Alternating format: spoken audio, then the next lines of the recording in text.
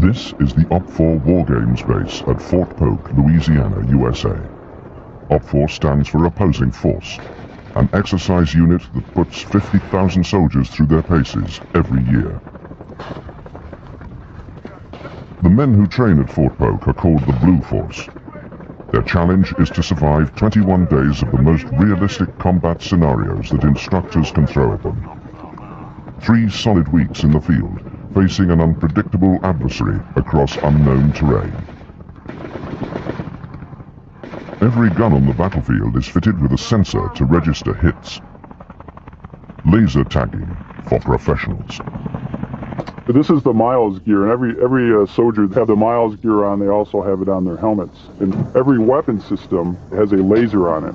When a soldier is successfully engaged by some sort of a weapon system, then his miles will go off in a tone. And then that alerts the observer controllers that, in fact, the individual has been hit. At that point in time, he pulls out his casualty card. The casualty card may say that he was killed in action, and in other cases, it may say that he was wounded, and then how he was wounded. Then that gives the medical folks a training aspect so that they can use that in their own training as we conduct the medical evacuation off the battlefield. But every system has the laser systems. The Stinger and the Avenger has the miles laser on it, and when successfully engaged, a tone will go off in the Hind helicopter that will alert them that they, in fact, were shot down.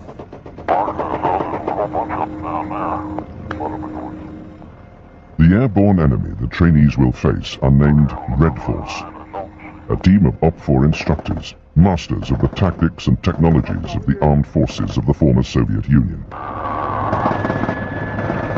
We're being brought in to repel the aggressors, the blue aggressors, those running dogs.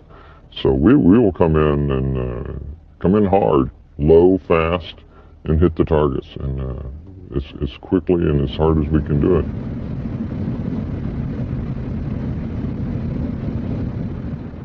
This, by far, is the most fearsome weapon at the Red Force's disposal. An Mi-24 assault helicopter captured from Iraqi troops in the Gulf War.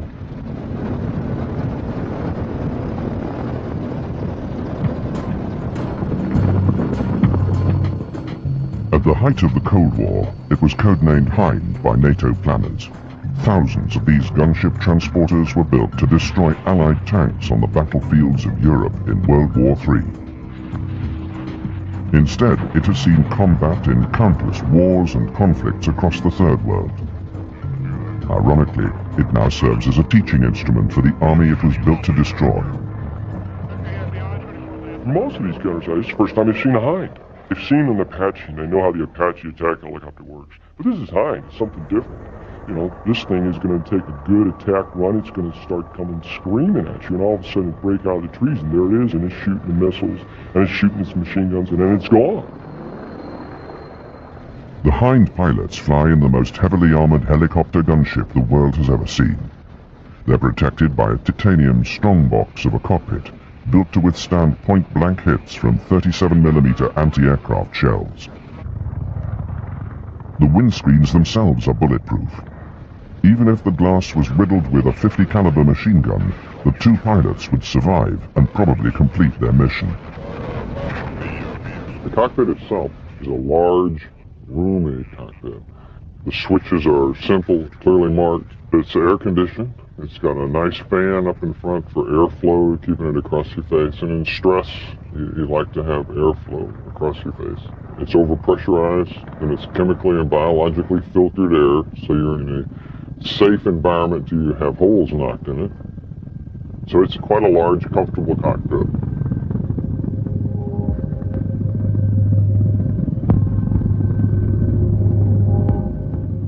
The Soviets had relied upon sheer weight of numbers to achieve military superiority. High-tech weaponry was never favored because of the intricate backup systems required by such machinery. The helicopter the Russians have inherited was designed by the Mill Company and first flown in 1971, and has proved itself to be a highly competent piece of weaponry.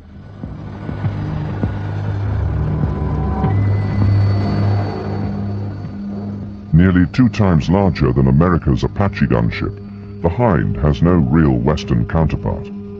Soviet military doctrine had combined the speed of an attack helicopter with the size of a transporter. The result was a hybrid larger than most World War II bombers, and at 340 kilometers per hour, the fastest military chopper ever made. Faster even than the highly maneuverable Apache. I wouldn't say it's a sneaky type of aircraft. 26,000 pounds is not going to sneak up on pretty near anybody, but it is quiet in comparison to its size, and we move at a high speed, attack speed between 120 and 140 knots, 50 to 100 feet above the ground. And in rolling terrain, it's very difficult to detect. It can be on you before you know it. This morning we expect the Mi-24 Hind to conduct an air attack. The air attack route will go up along the east side of the brigade sector.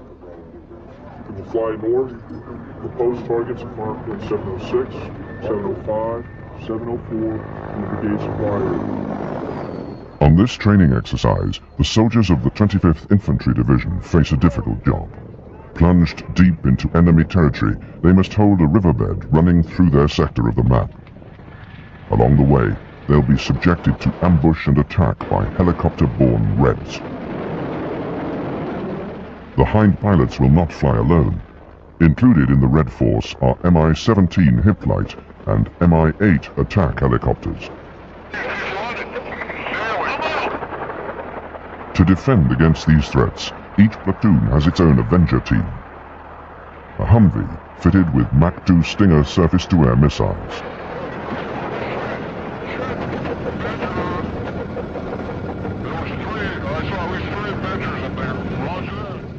Hind pilots hug the trees, seek their prey, and strike swiftly. This gives each team an average of just 3 seconds to get off a shot. If this were war, these men would already be dead. It's not good enough in our Army just to tell somebody, I want you to do this, and I want you to do it now. You gotta tell the soldier why. You know, what's the purpose? What are we doing here? Down to the lowest level. He or she has an idea why we're out here. What's the whole purpose? What's the end game? And then the how is left up to them. And you trust them that they'll be able to apply that how, but it's the why. Again, I think that's probably one of the things that's unique about our Army. This is definitely the most realistic training that I've ever seen in 14 years in the Army, so this is great. In our home station, we really don't have aircraft that engage back at us, so we'll be on our toes as to more of what we're doing. Okay, you got it. Op-4 pilots fly 5 to 6 times daily. For the Stinger teams below, this constant cycle of attack forces them to sharpen their defensive skills to a fine edge. Okay, 2 subjects shot, 4 more rockets, and 12 individuals getting out of the MIA. By the time a rotation is over, it's almost like we don't want to go out of the box anymore. You get whacked 3 or 4 times a day. Well, you know, we are pretty good at what we do, and to get shot up pretty regular doesn't do a whole lot for your ego. It's a really good feeling when you've gone out in the battlefield, battle area, and you've given it all you've got. And you've flown it to the maximum potential, and you've shot your ordnance, and you still get whacked and shot down. It makes you feel good. It makes you feel real good.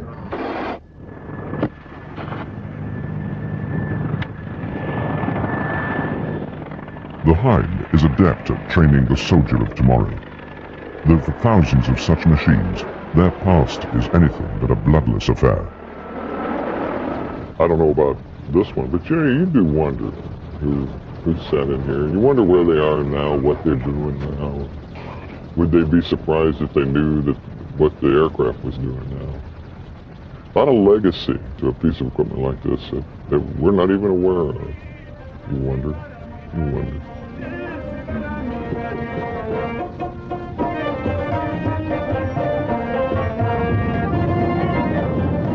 At the United Nations, the Security Council was presented with a resolution calling for the immediate and unconditional withdrawal of all foreign troops from Afghanistan.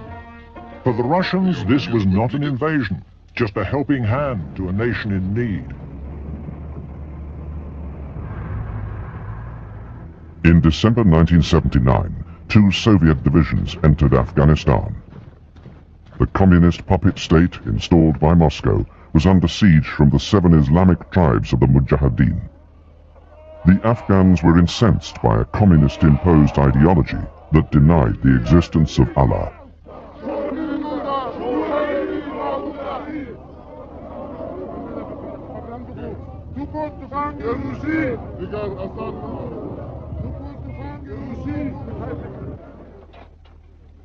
This would be the first real test of the Russian army since the Second World War. Suddenly seeing all these young conscripts out in the airbase, and they were all 18, 19, 20 years old. They were all trying to grow mustaches, and in a sense this was like Vietnam deja vu. In the early years, the Afghanistan war was left unreported in the Soviet-controlled media. In the early 80s, if you thumbed through magazines and newspapers that were covering the war in Afghanistan, basically you get an impression that Soviet soldiers in Afghanistan were raising flowers or picking flowers, or constructing schools or kindergartens, and nothing else.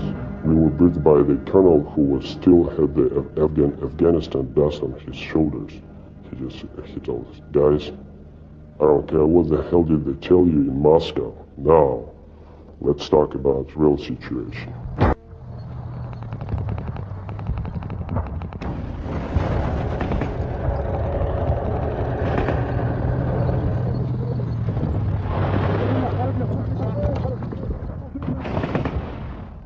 By late 1980, over 100,000 Soviets were fighting and dying in Afghanistan. But when the bodies of the dead returned home, families were told that their sons and brothers had perished in training accidents.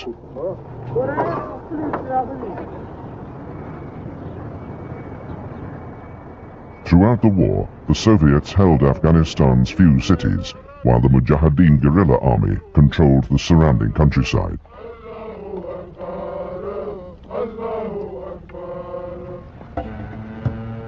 The region is mountainous. Much of the country sits above 3,000 meters.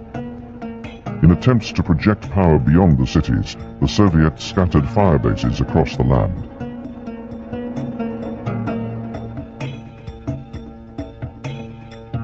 Supply and reinforcement were difficult. Afghanistan's deep gorges and narrow mountain passes proved a nightmare to Moscow's conventional army.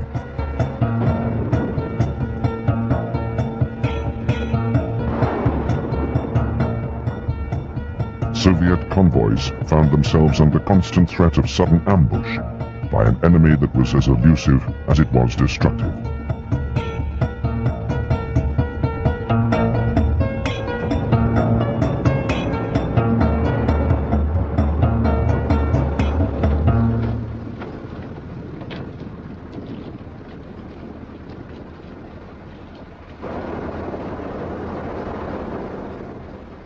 In the rugged terrain, the Red Army came to rely more heavily on one machine than any other.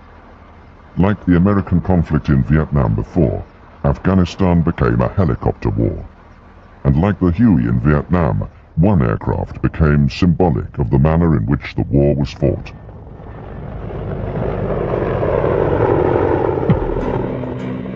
The Hind is powered by twin-turbine 2200 horsepower engines. Its combat range is almost 800 kilometers. The gunner sits in the front seat and the pilot in the rear. The transport compartment can carry 8 troopers, but is more often used to store extra ordnance. The stub wings add 25% more lift in high-speed flight. reduce the chopper's turning radius and can be hung with 4 32-shot rocket pods. In front, the Hind wields a 4-barreled 12.7mm Gatling gun.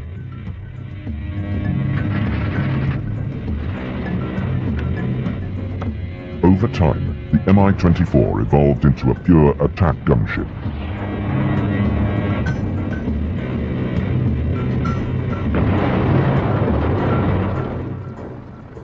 It seldom carried troops except in an emergency, and it was usually left to Mi-17s and Mi-8s to evacuate soldiers from the ground.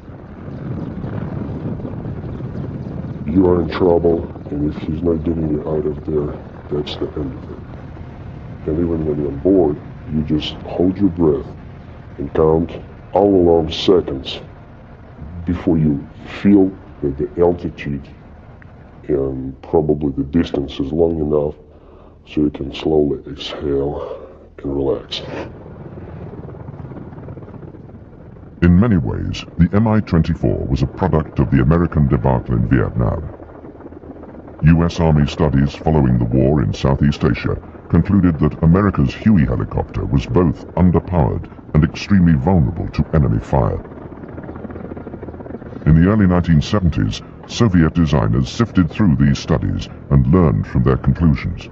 The result is an exceptionally fast machine that is nearly impervious to .50 caliber machine gun fire. And that was really something dreadful.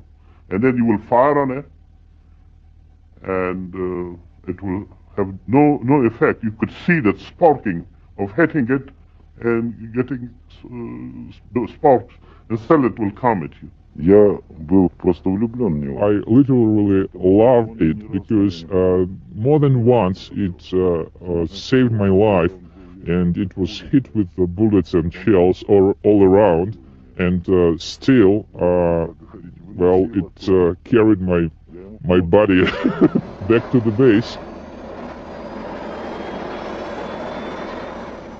Soviet tactics often replicated the strategic operations employed by the Americans in Vietnam. Hours prior to a Hind assault on a suspect village, Soviet troops were inserted into hidden posts along the village's most likely path of escape. The Hinds would pop up from behind the mountain peak with the sun rising and the winds blowing into their direction. And this is like a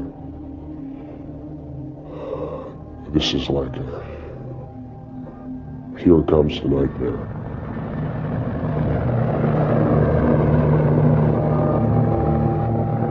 You could scare you know, even Afghan Mujahideen, they were very brave. They were very good fighters. They didn't care even if they're dead or alive, you know.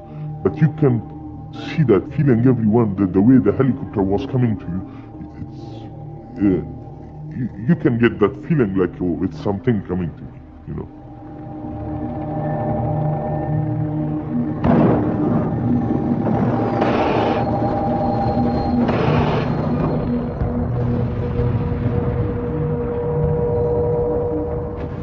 When they fled from the incoming choppers, the Afghans were ambushed as they stumbled headlong into the Red Army paratroopers lying in wait.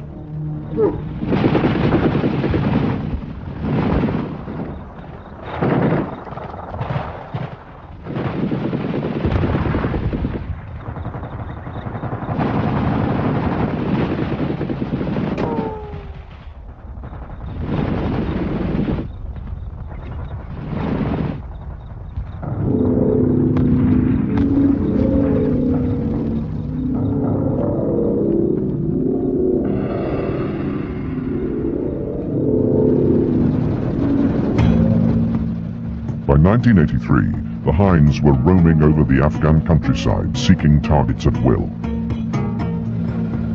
Soviet pilots named themselves the Grey Wolves, while the guerrillas below christened them the Gabak, or the Spectres. We were told that we had free hunting, that we should go off and shoot any people not using official roads. But it wasn't right. What if a man in the desert is just moving to the nearest village? When we first came, some people felt okay about us, but in a year or so, that changed. For Soviet pilots, distinguishing civilian from combatant was often difficult. For leaders in Moscow, the distinction was inconsequential. Kremlin planners devised a strategy that many called genocidal. Villages were bombed to empty the countryside of the people who fed, clothed and sheltered the rebel fighters. If the Soviets had learned anything from the American experience in Vietnam, it didn't show. Terror tactics only strengthened the resolve of the enemy.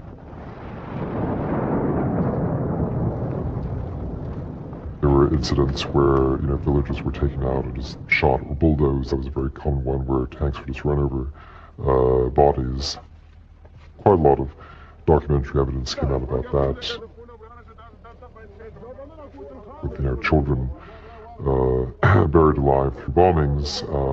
Again, deliberate attacks against villages, sometimes as punishment for attacks by the guerrillas.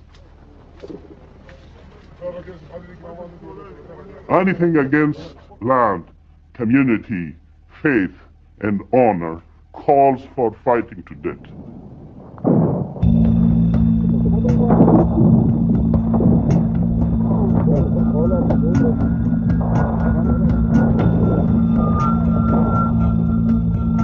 It is in the character of every Afghan. I mean, just to fight. And from the beginning, I had some friends here in the state. I told them that the Afghans will fight to the last man. And they did, and I was not wrong. The Afghans simply became more determined in the face of escalating violence. The Afghans could travel on bread and tea, and could travel for days, weeks, even months on this, very basic form of nutrition, and just seemed to have this extraordinary resilience for living on very, very little. For the Soviet troops, the resilience of their helicopter comrades was fast becoming legendary. Experience, like what the hell? What do they experience when we were covering our heads under the fire and those guys just sitting in this without anything they can do to protect themselves?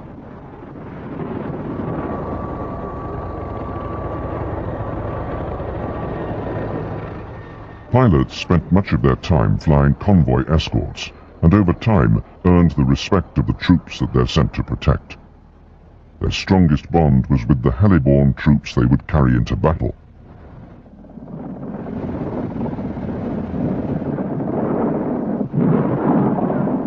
For airborne, it was like between brothers, and I especially respected that they never used their chutes when they were flying us for sorties.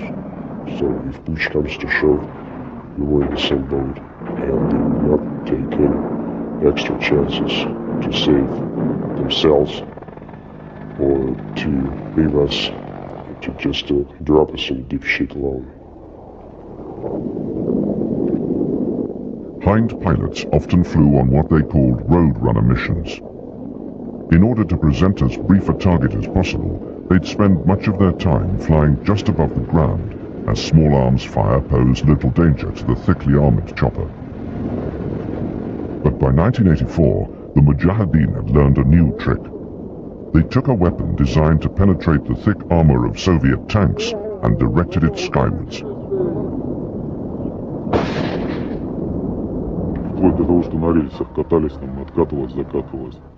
Another unexpected thing we encountered there were the usage of hand grenade launchers against helicopters, which were intended to fire at tanks, but at helicopters at low altitude. They had lots of grenade launchers, and a Mujahid could just raise it and fire at you with a grenade, and there were many cases like that. You see, the helicopters will come high. If you fire it like this, the blast will kill you or at least injure you. So what we did, we will have these long, tall trees, a poplar or some sort of a pine. On the top of it, a Mujahid will climb and climb and climb, and usually there will not be strong branches to hold him. So what we will do, we will tie him up to the tree and then wait for the helicopters to come with the RPGs. And there have been cases that we shot the Hinds with the RPGs. Over time, the Mujahideen, like the Viet Cong before them, learned that pilots notice field movement. Running from incoming helicopters was suicidal. Once the guerrillas stood their ground, it was the Soviets who suffered. Hind pilot Valery Burkov entered combat in Afghanistan just 2 months after his father died flying an Mi-24 mission. Another Mi-24 was shot down, and my father decided to land his chopper and try and save the downed crew. But when he was coming in, his Hind too was hit in the fuel tank.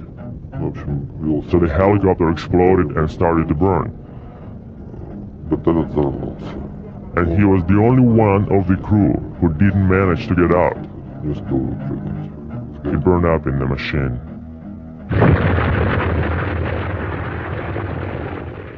Eventually, the Hind's weaknesses began to show.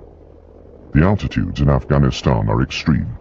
Some Soviet fire bases were located as high as 5,500 meters. The thin air took its toll on turbine engines built to work no higher than 4,000 meters. This sometimes cut the helicopter's speed by as much as 2/3. More often, it meant that the heavy armor-plated machine couldn't take off like a real helicopter, but would lumber down a short runway to get airborne. When pilots complained, Moscow and the mill company took no real action.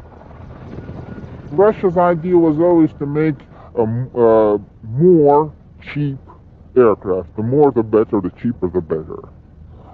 Pilots were expendable.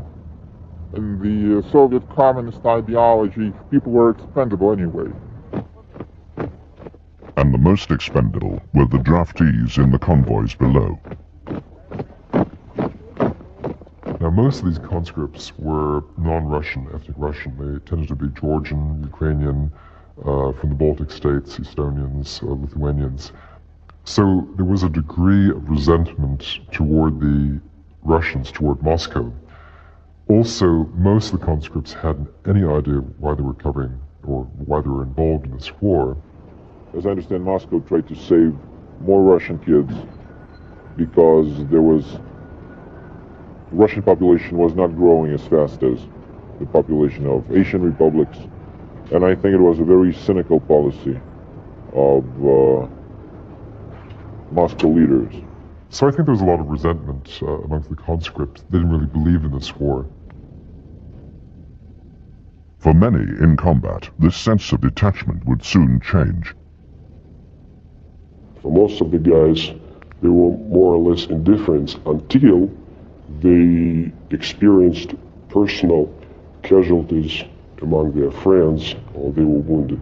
Then, by blood, they were committed to this vicious circle of cannon fodder. Once you lose your buddies, peers, with whom you had a personal experience sharing your life, your service, then you just start from there. Then for you, it's like the whole damn thing personifies in the faces of those who perished. And the revenge is the word. That's it. And for them, there is no difficulties, no doubts. It's as simple as that. They killed my body. Now you watch me. I think the fear element had grown.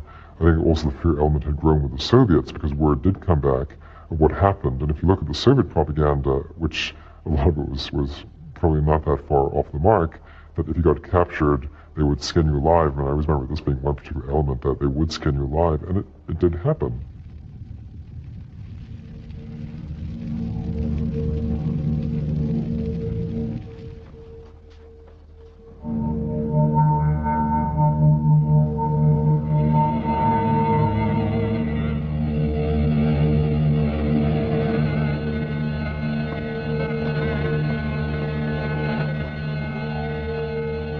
It was not a very nice war, and I talked a great deal with both Soviet prisoners and Afghans themselves, and I usually carried a copy of the Geneva Conventions, a cartoon book, in my pocket, to try and explain to the Afghans that, they should not kill prisoners. This was not part of the game.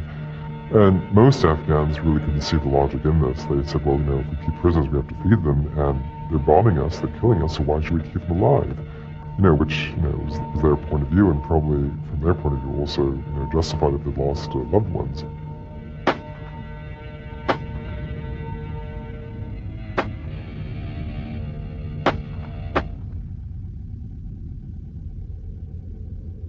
Just to dampen the morale of our soldiers, they would throw the live body of one of our prisoners with his legs and arms cut off and still bleeding.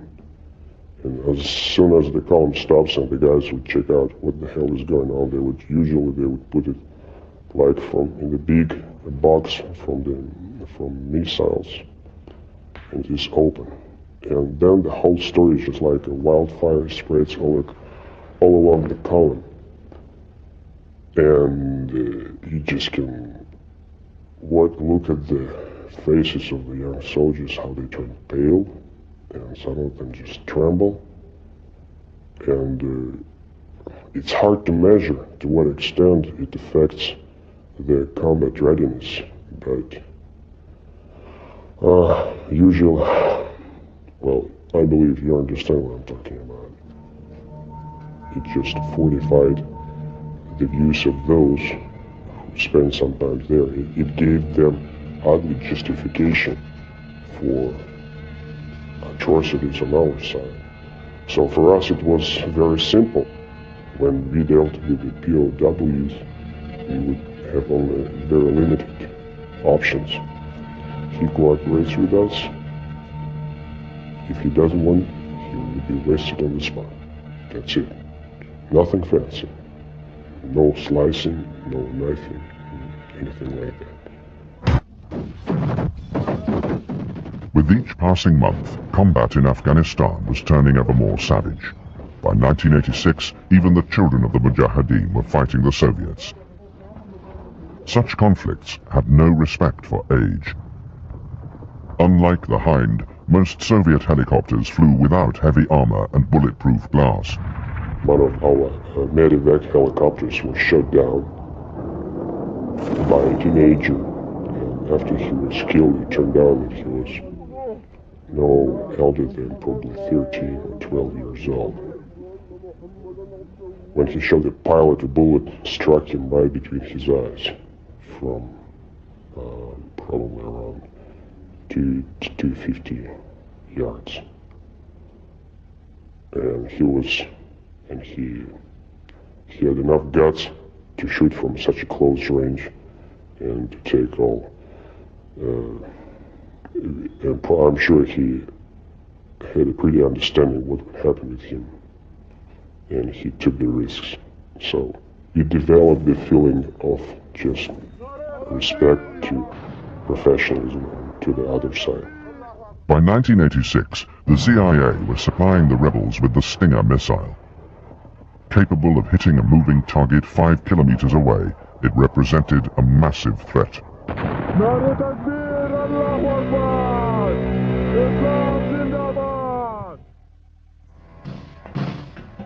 The General Dynamics Stinger weighs just 15 kilograms, flies twice the speed of sound, and can reach aircraft flying 5 kilometers away.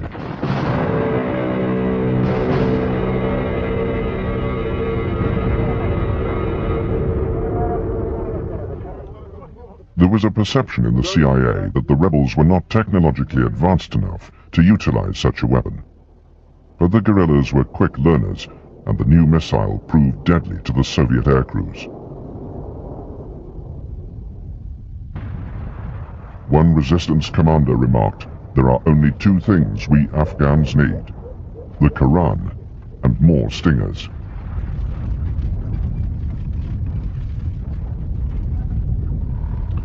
Появились и стали они хорошо использовать те укрепрайоны. Well, you see, the basis for 10 years of war didn't change, and we used one and the same basis. So However, you would change the routes leading out of the base and back to the base. The directions were still the same. So Mujahids built up fortified positions in the mountains on the general directions of our approach to the airfields and our routes leaving the airfields. And especially when they got stingers, they had people literally sitting with stingers, and if not in a day, then in a month, at this particular point, an aircraft would appear and would be shot at. То есть в Арахруде мы потеряли. The most dangerous time was around 1986. We lost a third of our men and a half of all our helicopters. Ми-8. Почему? Потому что Most of the guys lost were in Mi-8s because they are most vulnerable during landings and takeoffs in enemy territory. уязвим.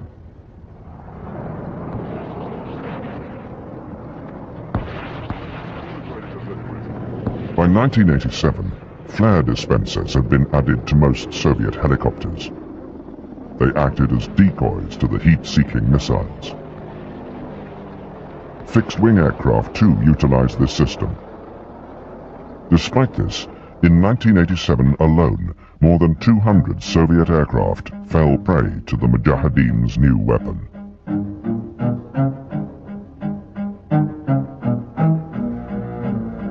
Almost on a daily basis, they would have a glass of vodka filled up with a piece of bread and a candle, and it would be like a funeral or faraway party for somebody else who was shot.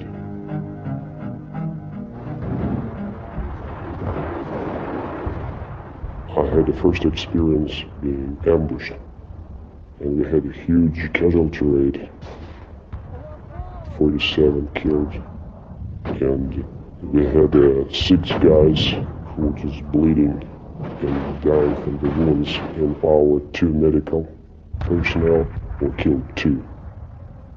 So we didn't have anybody to take care of these wounded guys properly, and we radioed to the base to pick them up. The arrival of the Stinger meant that the helicopters the soldiers looked to for salvation were no longer there when needed. And this is like a waiting situation. I was working around those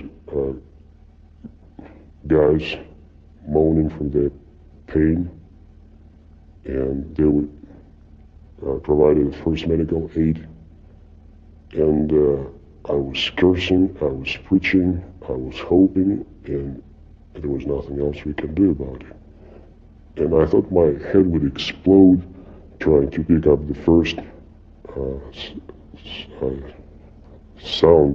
sounds of the incoming helicopters. This is, I would say, the worst waiting I have ever had in my life.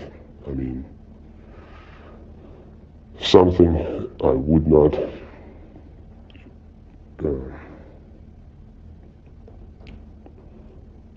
I wouldn't like to have anybody get through. The feeling of the mixture of hopelessness and hope at the same time. Not all of them made it when they landed. I had hard feelings. I was looking somebody to blame, and I couldn't put my finger on somebody or something. It was as big as life. It didn't work out properly. Birds landed safely, but they were useless because guys didn't make when they landed, and it was, well, everything has to be wonderful and happy and not bloody and stupid, but sometimes you pretend that you can make wonders. but sometimes you realize that you can't do it.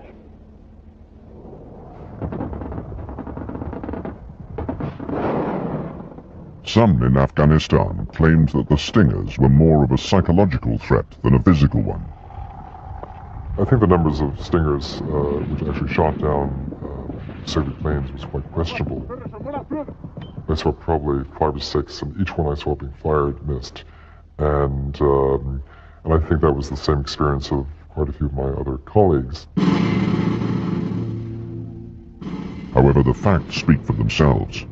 1,300 Soviet aircraft were shot down, nearly 1/3 Mi-24 Hinds. By the winter of 1988, Soviet morale was devastated. There was not much of a discipline in their soldiers. Their soldiers were selling their weapons, trading it for something. They were even selling their spare tire of their jeeps. They will sell fuel out of their vehicles. They will sell ammunition. In Moscow, the war was now being freely debated. Glasnost and Perestroika had opened the floodgates. For the first time in Soviet history, public dissent against a war of aggression was openly tolerated. Social fatigue and a crumbling economy was to undermine support for the war. The Soviets then announced their impending withdrawal from Afghanistan. In the months that followed, soldiers in the field focused on one thing: getting home in one piece. Hind pilot Valery Burkov served with ground troops as a forward air controller. When we took over one of the mountains in the Panjshir Valley, there was a bunker. A natural bunker in a mountain cavern at the summit. And when we got up there, I went down to this bunker to look for trophies. It was a position for a high-caliber machine gun. And just when I climbed out with my trophies, I stepped in a mine under a rock near the entrance. It seems it was the only mine on that mountain. So when the enemy left that position, they left just one mine, and I stepped on it and it exploded. Burkov lost both his legs in the explosion. A helicopter carried him to safety, and for this he became a hero of the Soviet Union.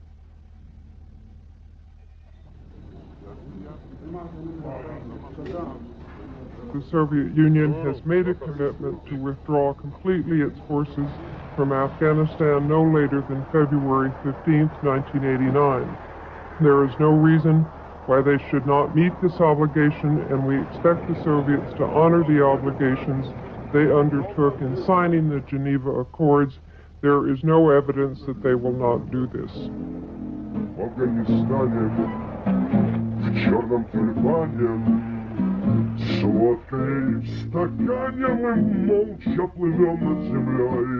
In Afghanistan, for some reason, you immediately became an old man. Just right after you were youth. I've seen eyes on young faces. Eyes that should belong to very old people. 80 years old, 90 years old. Those kids, what they saw in Afghanistan was beyond normal human experience. And this was reflected in their eyes.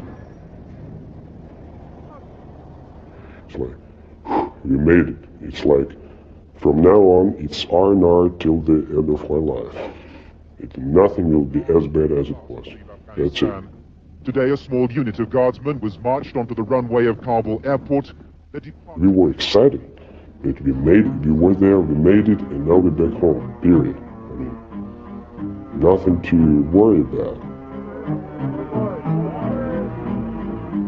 I must tell you that I, as a correspondent in Afghanistan, went through different stages of understanding of what war is all about. In 1986, I thought that we need another 2 or 3 divisions and everything will be okay. In 1987, I thought that even if you send 3 more armies, you'd still lose the war, and that something is deeply wrong here. And in 1989, I basically thought that this was a war that will not only destroy Afghanistan, but basically the Soviet Union. Historically, the Afghanistan war ended as the Soviet Empire began to disintegrate, and there's no doubting that the burden of that conflict contributed to its downfall. The Soviets lost 15,000 troops because of dogmatic principles. As for Afghanistan itself, 1.5 million rebels and civilians have died, and the terror continues with warring tribes fighting over the rubble left by the invading Soviets.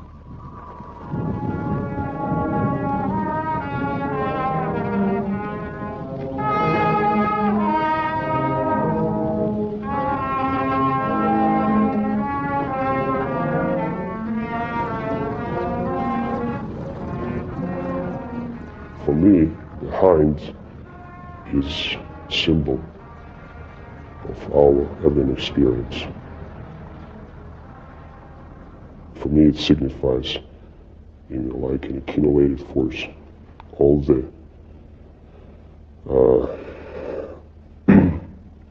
all the brutality and power and of this conflict that we experienced on both sides in Afghanistan.